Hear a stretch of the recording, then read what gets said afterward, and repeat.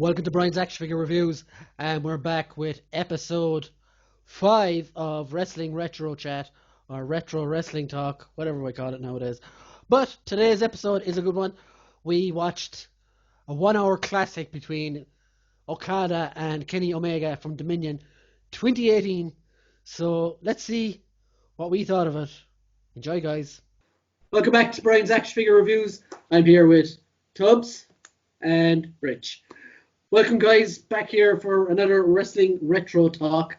If you're watching the show, don't forget to subscribe. There's been 4 more. This is the 5th one. And we continue, and there's plenty of other shit on the channel as well if you want to have a look around. So that's that stuff out of the way. Let's look at last week's comments from the Hardys and Edge and Christian, wasn't it? Yes. Okay.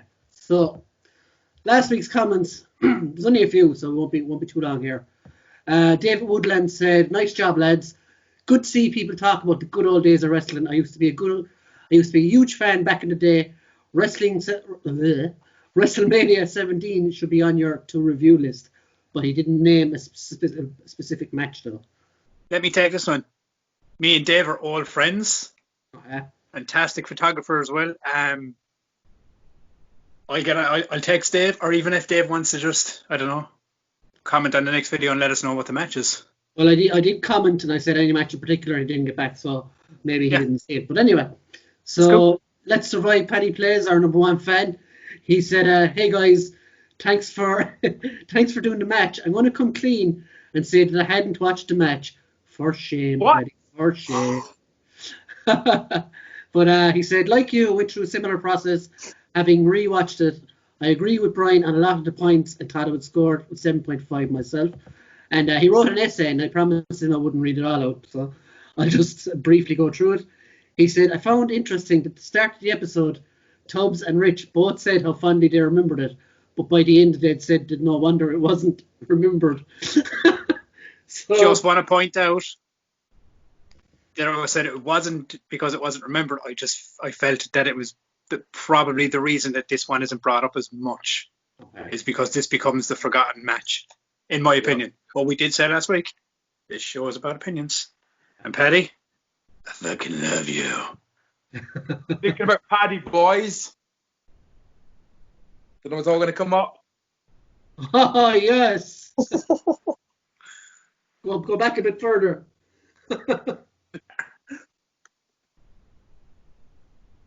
Don't know if you're going to see it all.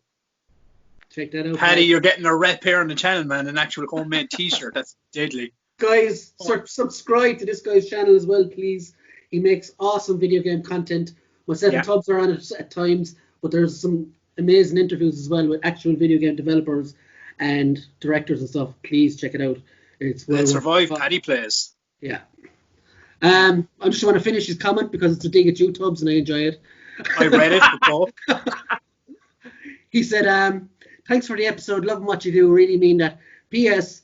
Tubbs, Man of Steel is a pile of bulging testes filled with battery acid. Love ye." Oh, Paddy, get a look at that, boy. Plastic testicles.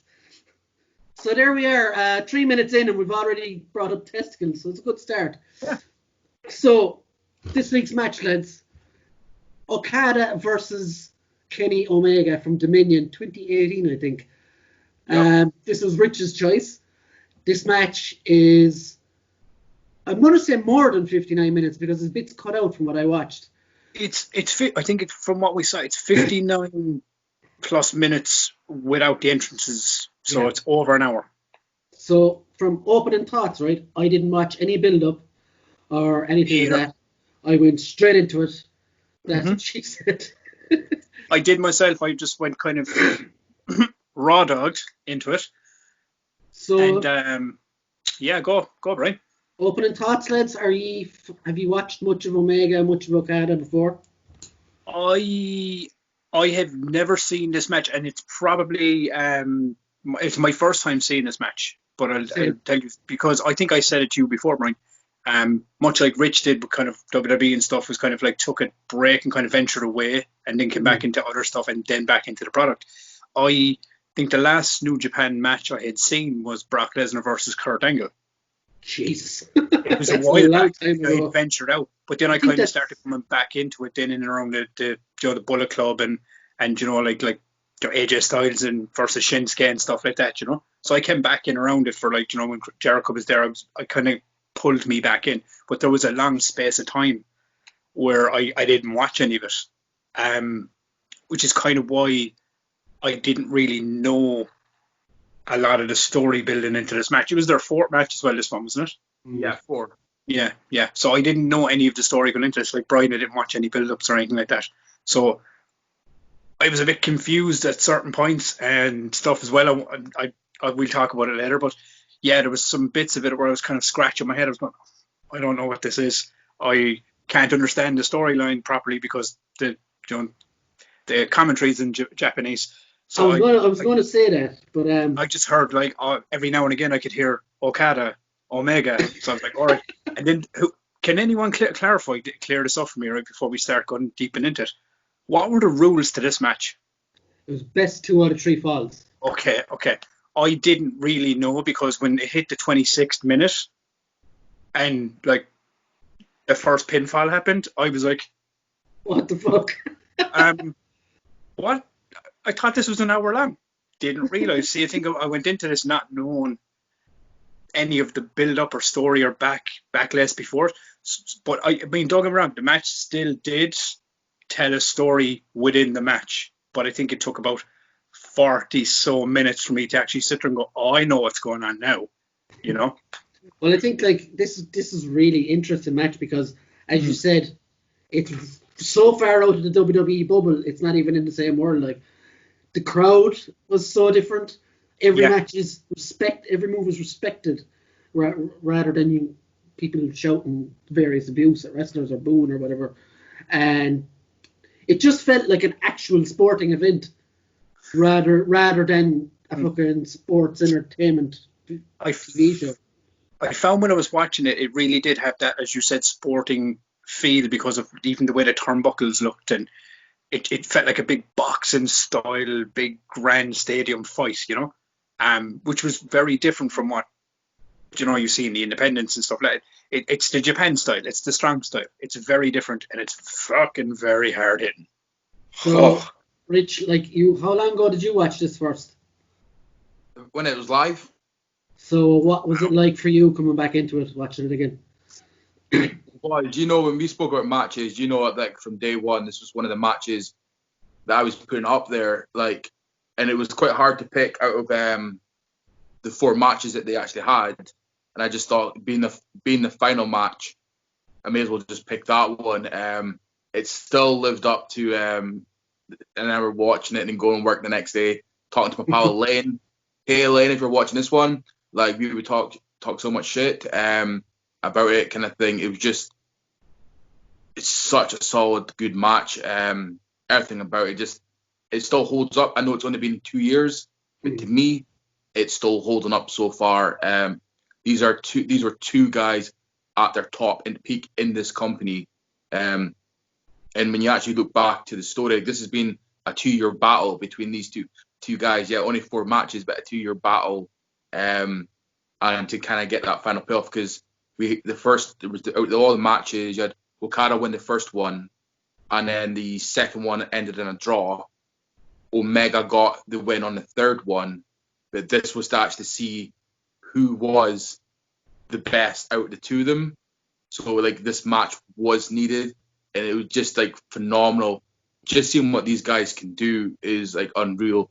And when you're watching things like New Japan, you if you were to go back and watch something, say WWE or Impact, you're a bit man, I've been fucking cheated. Especially when you know the talent that these companies do have, they're getting cheated. Because when you look at both these talents did try over there.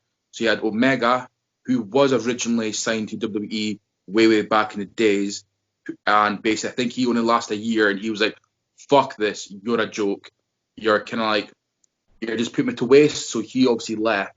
Then you had Okada, when I think it was TNA at the time, correct me if I'm wrong, it could be when New Japan signed a deal with them and they put their talent over there, and Okada went over there and he was just a jobber. he was given, I'm pretty sure he was given, if I remember correctly, a racist kind of They gave him the Green Hornet character. Green Hornet. Gave Yeah. him. But then, like, that's no shock when it's, was it Bischoff he was writing at the time?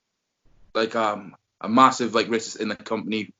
Also that kind of pulled, like, him back to, they pulled him back to New Japan. And that was the kind of, the break for Okada to start kind of to the rise in fame kind of thing. And then it's kind of same with Omega. So you had two guys who tried out in America companies, realized that it wasn't for them, and went to Japan wrestling scene and worked their way up. And like they are like at that time 2018 were two of the best wrestlers, current wrestlers, and to see them go like face to face in the final match out of the four was phenomenal. You know what I mean? Like it's just, it was meant to be. It's going back to what Tobbs was saying about the old, like the story between like Shawn Michaels and Undertaker. They're both at completely different directions, but it was building to something, and that's what that was happening in New Japan.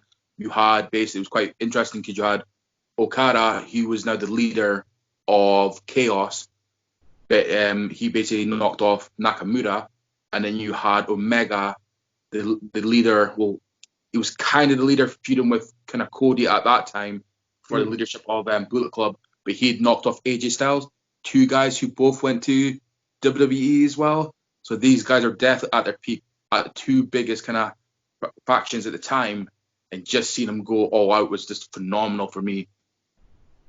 And it's surprising as well, Rich, because at the end of the video file, Cody actually comes out, and then I realized when I got to the end, it was like, wait, I was watching New Japan around this time. How did I not see this match?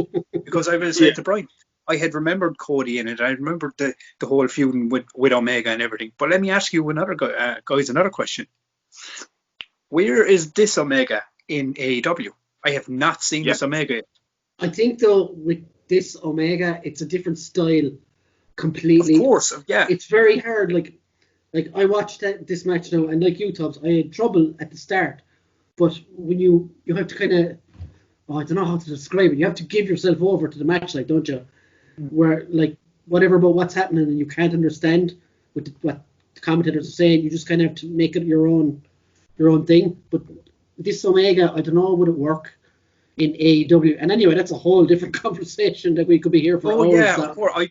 I just like was asking because I mean, like after seeing this, I was kind of going, I have not seen this Omega in AEW yet. Like I hope we do at some point. I think one thing I will say that I did absolutely 100% love about this match was the ability that these two guys had, not even in the ring style or whatever else, but to keep the finishers saved. I mean, they went for them, they reversed them, but those finishers weren't hit until near the 40-minute mark. Where I think it was the 42nd minute. I could be wrong, but I think that was the first time the one wing angel was used, like actually successfully used for Omega to get the second pin. He used it for the first fall as well, didn't he? They reversed every single attempt on the discus clothesline on the angel, but it was the second pin. It was the first angel move that was landed, and I was like, this is 40 minutes in. My God, they really, really didn't kind of go in and just, you know, finisher after finisher after finisher. Now, don't get me wrong, V-trigger, I must have seen about 100 fucking times. It's a super kick kind of thing for him. Yeah, no, I forgive it for the simple fact that, fuck me, it is. He hits it so disgustingly on point. I thought at one point Okada's head was going to fall off. Like, did you see the spot where Okada is like literally kneeling in the ring? It's near the end of it, I think. And Omega hits him once, hits him twice, kind of half-heartedly, and then just he comes off the ropes twice, and then bang! I was like, oh my God, that's the one. His neck was like that on the rope. It looked disgusting. But that's like the one thing about this match. Like the hits, they were hard as fuck, and they kept on coming as well. Even just the chest spots, like the chops, Rich. I think was it Omega. I think it was in and around the 20-minute mark. There was this entire spot sequence where Omega just kept chopping Okada, and they were so fucking loud. I mean, they were horrendous, man. You could see it in his face. Like, he stood up to the first one and the second one, and the third one crippled him into the ropes. Like, I was going, oh man, it was so hard. But I mean, the reason I go on about the finishers being like really kind of kept. But they're super protected, like. Yeah, super protected, man. They were just super protected up until the end, and and the reason I loved it was because it's the first time in a long time in the new age of wrestling that I've seen that. Because as you said, you have matches where people are kicking out of everyone's finishers. This just felt, Jesus, they're really protecting these guys' finishing moves until it really did make it feel like, okay, it's going to mean a lot more when they actually land it. Yeah, like when they hit it, it's fucking over. That's it. Yes, which confused me when the first pin happened. I was going, what? Yeah, I want to talk about that as well. I was like you, Tubbs. I didn't know that this was the best 2 out of 3 falls. I didn't. So when Okada got the first fall, I was like, what? Is it over?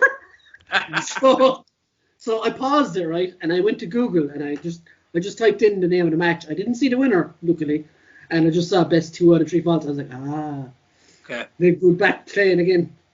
I did play and see what happened afterwards.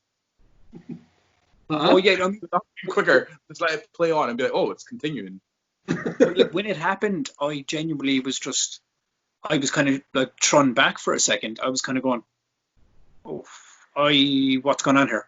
I thought maybe it was like, they were going to do like, the count didn't, I thought it was going to go into a bit of a schmoz to get the match restarted. Didn't realize what it was. Didn't realize that it was a best 2 out of falls, or best 2 out of 3 falls. But then again, I was kind of going, is it an Iron Man match?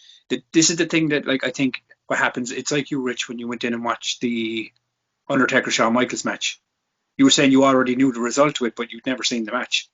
Yeah, so it's kind of one of those things. I think, like Brian will probably agree here. I think it is that one of those things when you go in and you watch a match fresh for the first time, especially a New Japan match when there's the commentaries in Japanese and I think in future, even from it's probably my own fault that I didn't realize what it was, or like I think it was like the 52nd minute I realized it was for the championship. Because I saw the belt, it was like, this is for the belt. But I think that's not a knock on the match. I think that's more. I needed to know more before I watched it, maybe, But there was just a few things that threw me. Like there was a guy in the guy from Chaos with the white T-shirt. Kota Ibushi. Did not know who he was, all right? Oh, the guy in the Okada's guy on the outside. I knew Ibushi was with Hito. But Hito with the bandana. The ring. Yeah. Yeah, he kept banging the ring every few minutes. Like, I was like, who is this guy? Like, who is he actually with?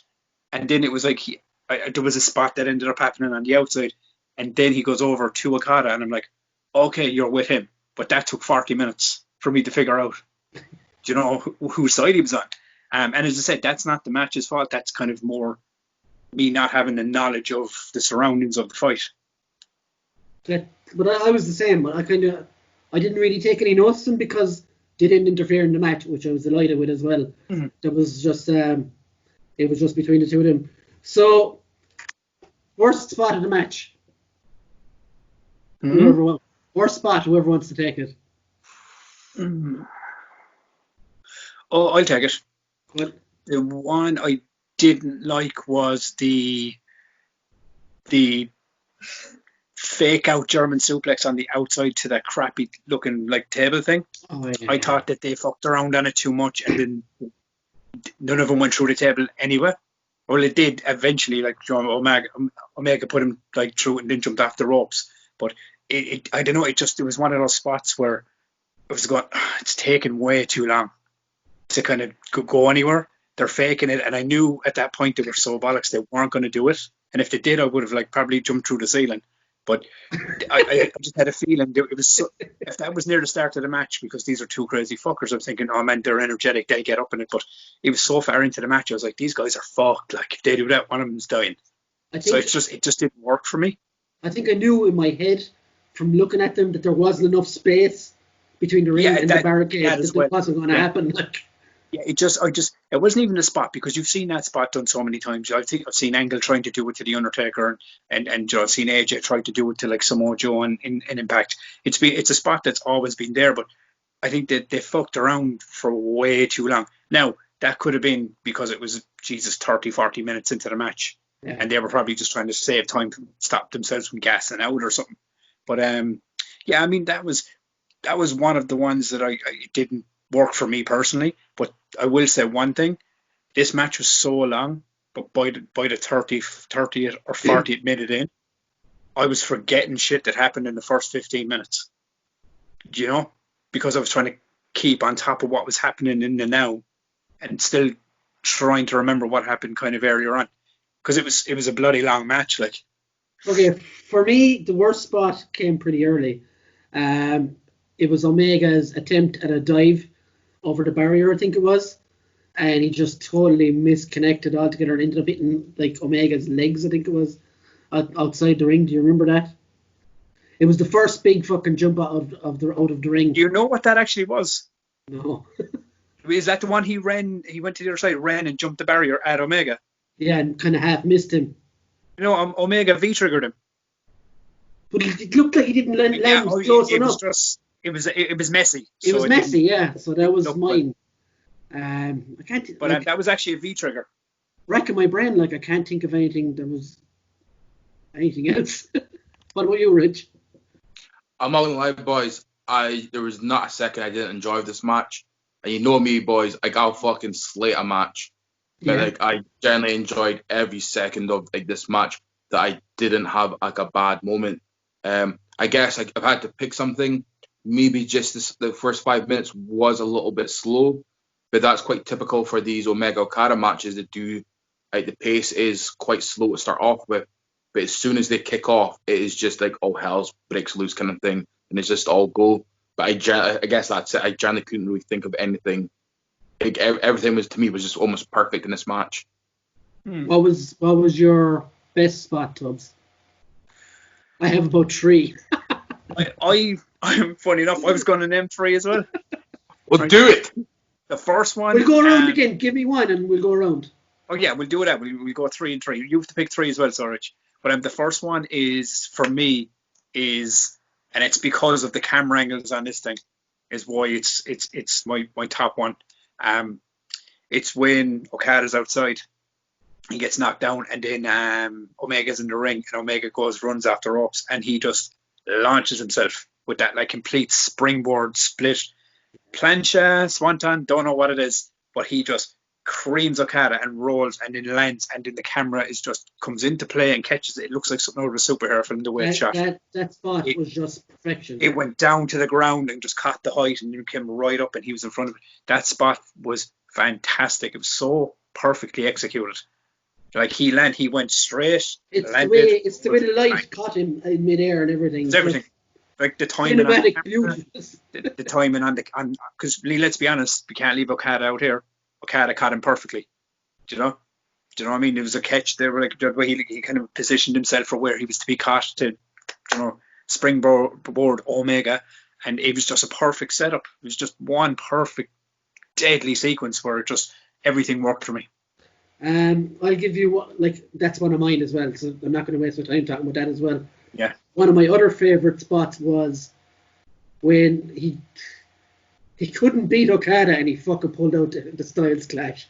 I nearly shit myself in that scene. Yeah, that was brilliant. It was fucking amazing, and did it well as well.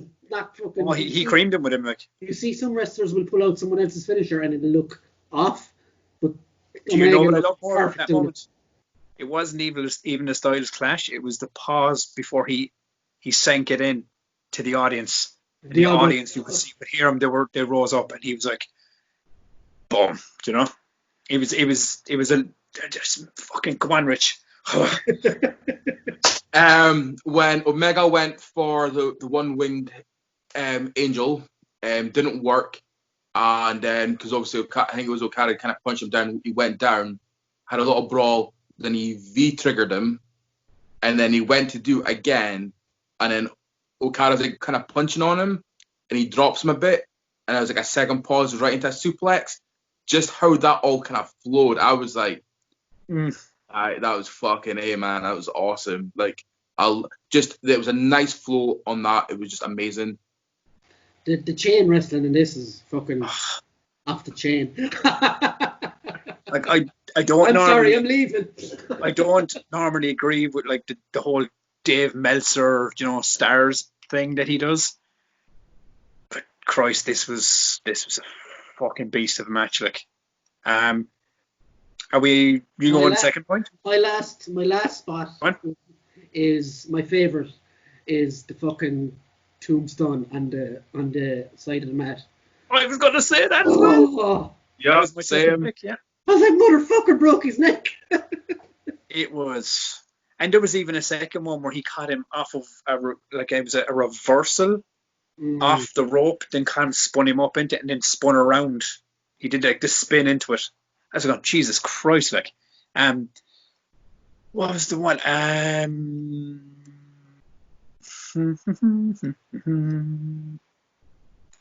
Internet, how are you doing? It was the ending for me. It wasn't just the finish, it was the build into it. It was the whole, even when Okada finally did what's his finishing move called? Rainmaker. It's what? Rainmaker. It's the Rainmaker. So but it's a discus clothesline, isn't it? So he does the Rainmaker, but he finally lands it on Omega, but he's so tired, there's no impact on it. And he hits him, and Omega goes down to one leg. And then he goes for it again, and he hits him with it again. Omega is like turned upside down. But Okada's on the ground like this, and then by the time Okada gets back up, he goes for it a third time. Omega reverses it, runs, and comes back and V-triggers him and goes for the pin. Doesn't get it, and then Okada climbs to the rope, and he just launches to one side of the ring to the other, and he just cracks him. And I thought the dude's neck was broken, and he just up into the one-winged angel and bang down. It was just a definitive finish. Like at that point, I think they hit each other with every single move possible. And the thing I loved about this match as well was that, like, I had never seen the other matches, as we said. But going off of what Rich said, this was a 4-match build, and I couldn't tell the story through the commentary, so the match had to tell the story for me. And you could genuinely tell these boys were like, they knew each other's moves, they knew each other's game plans, and that's why everything was working, I think, so well. It was like they'd go for a V-trigger, he'd reverse it, he'd go for a fucking, the Painmaker, Rainmaker, whichever it's called, and he'd reverse it. It was just, it was a match married in chain reversal wrestling. They had it down to a fucking science. Like, it was so good, like. And I wanted to fall this match. Like, I wanted to actually go into this match and kind of go like, yeah, I'm gonna pull this apart, and I'm gonna fucking like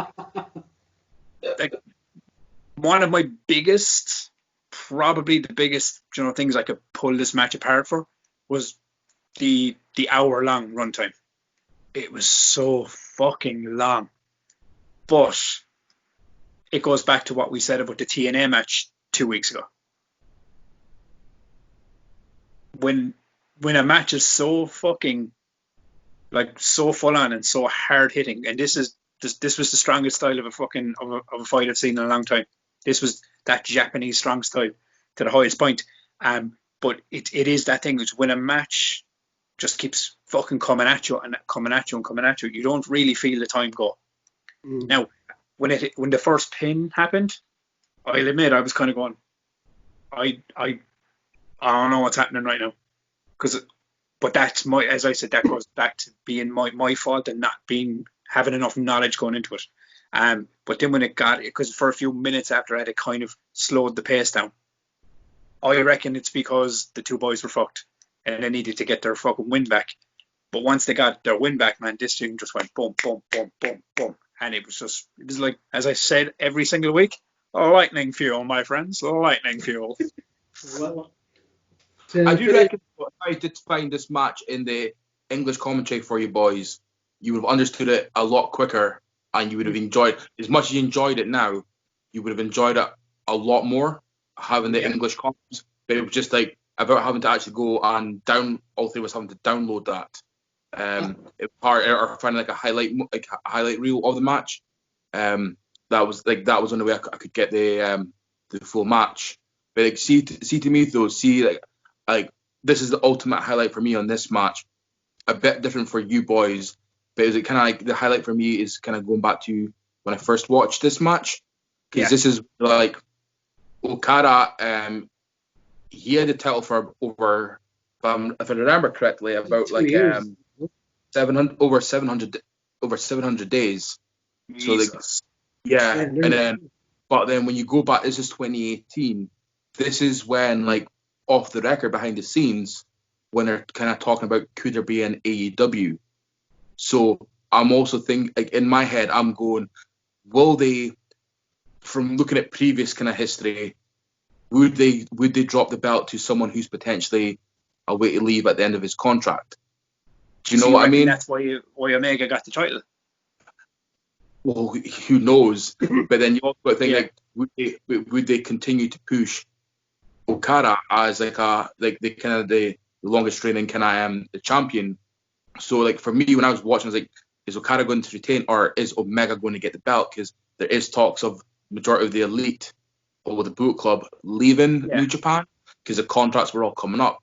So I remember just sitting there watching, being like, I can't predict this fucking match. Because you could be like, New Japan might give the belt to Omega to sweeten the deal, to be like, right, you're champ, stay with us. Do you know what I mean? So it was so hard kind of thing. It was also quite nice because also seeing Ibushi, like, sort of slaughtered his name there, but coming down to the ring with him, and he was down at the ring for him, because obviously that was at the kind of the Bullet Club split with kind of the battle of powers between Omega and Cody kind of thing. So it was quite cute to see like his old tag team partner come down and like show support, and it was just like, oh man, like I never, like I say, just the energy, and the kind of thinking when I was watching the first time, being like, who the fuck's going to win? Because like I've said several times, there's matches you can watch for the first time and you kind of can be like, right, it's going to be such and so is clearly going to get this win here. But like this one, like it was so hard to like predict, you know, I mean, who was taking the win here. I mean, for me, because I mean, this is the first time ever seeing this match was today. Like, I think I liked that factor about it was I genuinely did not know who was going to win this match. It wasn't until the very end of the match, after Omega won, is when I realized, oh, I knew Omega won this, but I wasn't aware that I knew, because I didn't know if the match led into this. Because I remember seeing that, you know, and like I think it was Wrestle Talk. I think I seen this section of it or something back in the day. But yeah, I think I liked it more because I didn't know the outcome. I genuinely was kind of excited to see who was going to win it. But yeah, I mean, this for me was like, you know what I mean? There's like, I have a few quips about it, but nothing relating to the actual match, because, you know, I mean, it was a stellar fucking match. Like, there, as I said, when you asked me what my worst spot was, I picked one that I didn't like out of the fucking 7,000 that was good, you know. You know, and that wasn't even, and that's not even to say that the spot was bad. It was just one of the spots I didn't like more than the others. But this match was fucking, I hate to use the word flawless, because I don't think any match is flawless. I think every match has their instances and their things. Like for me, thought it was too long, you know. I couldn't understand the commentary. I had to follow the story off my own back. But as I said, they come into things more so of not having enough knowledge of what you're watching. I think that falls more on my part than the match, you know. So, final scores, boys. I'll go with you, Rich, because I probably can guess what you're going to say. 10. I'm going 10 out of 10. Ooh. Tubbs? I was going to give it a 10 out of 10, but it's one of those things, I think, you know, when we watch matches here, we rate them off of the experience of the watch, right? Yeah. So for me, as I said, and it probably comes more down to myself not having the knowledge going into it, but it's little things like the runtime for me was so long. The hour, like, I found it a slug to get through it. and just because I didn't really know the story. So I go 9.5, not because the match was bad, because I couldn't fault a single thing in the match. It was just because I think I had less knowledge going into this one. And I kind of think that maybe kind of, I don't know, might have crushed my experience a little bit, because I didn't, I don't know, up my knowledge on the game. I'll agree with you, Tubbs. I'll go 9.5 as well. There isn't really much more that you can say. Like, I suppose there was a lull after the first fall. That would be all I could really say. The linked didn't bother me. The Japanese commentary didn't bother me because I've watched New Japan before. I did know a bit about the match before, and I wasn't sure which one it was. I know I've seen them fight twice before, and it wasn't this one. So that's 3 now for me. I need to go and watch the last one. But yeah, they're 2 phenomenal athletes. I hope that Okada never comes to America again and stays where he is. And I hope Omega can read it well. I hope AEW let Omega be Omega soon. So that would be my final thoughts. Well, I mean, it's just, and as I said, just going back on the score thing for a second, it's nothing to do with the match, because it's like, as I said, the match for me, as I said, I don't use the word flawless very often when it comes to wrestling, because I still don't think I've seen a perfect flawless match, because there's always something that you find will always kind of go, okay. But for me, the match was the thing. Like, I give it a 9.5 alone because I didn't know the story going into this. Yeah. But I knew the story by the end of it, because the match, just their storytelling was so good in this match. And as I said 100 times on the show already, I love the storytelling aspect. That delivered to me on all levels, because I figured it out as I went. They basically told me the story throughout the entire hour process. I think it's because I didn't know what kind of a match it was, and when the first fall happened, I didn't know what was happening, so it kind of took me out of it a small bit. Things like that. That's why I took the half point or the 0.5 off it or whatever, because fucking there were just little things that, like, as Rich said, it's like the Shawn Michaels match for him. He didn't see it, so it's like, I understand why Rich gave this 10 out of 10, complete 10, was because he's seen that 2-year build, like that full 2-year build of this match building up, and you saw all the other matches leading into it, so you had that solid story placed in your head, and it delivered on all fucking fronts. That's kind of why. Yeah, it's kind of why it was the same for me with the Shawn Michaels Undertaker match. It was because I had seen the entire thing leading into it. I think that helps more for matches like this, if you know the story behind it, if you know the construction of the entire build to the match you're getting. And I think that's what it was. I just think, as I said, I can't fault anything in the match. I loved the match. Every spot was fucking fantastic. The chain wrestling was fucking ridiculous, like, and I mean ridiculous. It was one of the stiffest matches I've seen in quite a while. Like, that fucking snap tiger suplex that Omega does, fuck me. I never in my life want to ever receive a move like that. It was the spectacle, man. I think it was one of those things. It goes back to, like, even in the wrestling days. I think this match for me really kind of seemed like your old Ric Flair baseball field days, the hour-long matinee matches from the 80s and the 70s and stuff like that. That's what this felt. It was just this. It was proper pro wrestling. Yeah, it was proper pro wrestling on a massive spectacle scale. And as I said, and I only give it 9.5 simply because I had less knowledge than I felt I required for this match, because it was a first-time watch, and there was a few things that kind of, it took me out of it in bits, and it wasn't, as I said, it had nothing to do with the match itself, because Christ, like, I'm going to go back and watch that again. And like, again, it's a solid fucking watch. Like, any final thoughts, Rich, before we sign off for the night? One simple one. These kind of matches from, like, especially from New Japan, it just proves that there's far better wrestling out there, and it doesn't all just come from America. It's like America's one, and I'm not saying WWE, but, like, I'm just saying them all like that, because, like, your Ring of Honor, your Impact and stuff, like, it just proves that there's so much good talent that that has not been hasn't been touched yet, or you can see, and I recommend to people who have never watched New Japan, who are fans of people like Finn Balor, AJ Styles, Nakamura, just the top three off the top of my head. Go back and go and look at their stuff in New Japan.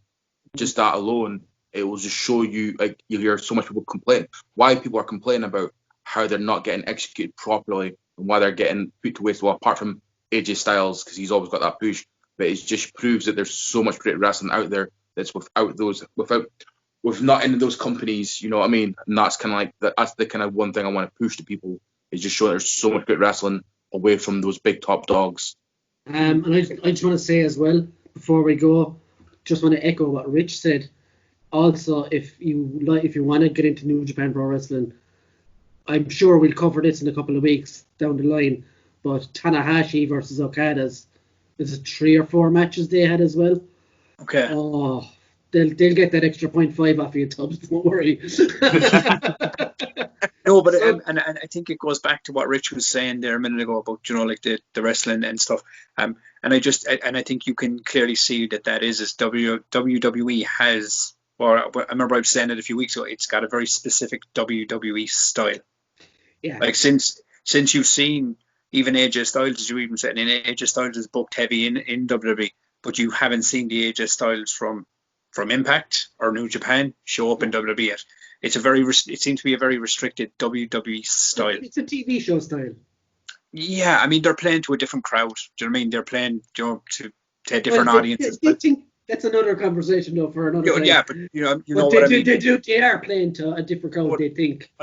I find with watching, and especially this, because like as I said, I have watched New Japan Pro Wrestling before. I've seen a lot of their stuff, but I did venture out, and it's such a shame that I did at the time.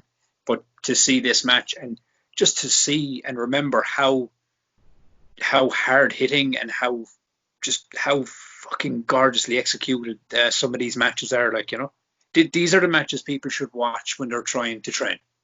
Yeah, you know, I think these are it's independent. I mean, like I heard of 1 or 2 lads that I know that do the wrestling now, and they were saying that like it's you know, they watch a lot of WWE matches, and you know, when I wrestled I did as well. But I think if you're really, really trying to develop a crazy off the chain, you know, like hard hitting style, I think you got to go independence, man. You got to go New Japan, because it's the style that isn't in WWE.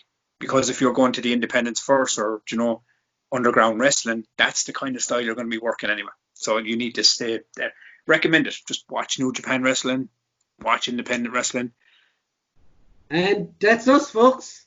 So I hope you guys enjoyed our little natter for over 40 minutes. But what I will say is, and we all agree, is if you haven't figured it out by now, go check out that match. I'll leave a link in the description for you, and have a watch.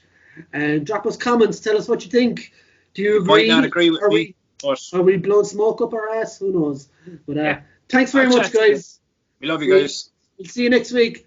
Bye. So there you have it, guys. I hope you enjoyed that long chat about that fan-fucking-tastic match. Once again, leave us comments. Let us know what you thought of our chat, what you thought of the match. The link for the match will be below. I highly recommend you check it out. And drop us suggestions to watch for the future. Next week, we've got Edge versus Mick Foley from WrestleMania. It's a hardcore street fight as far as I can remember. But yeah, come back next Monday at 10 for that. And we'll see you soon, guys. Bye!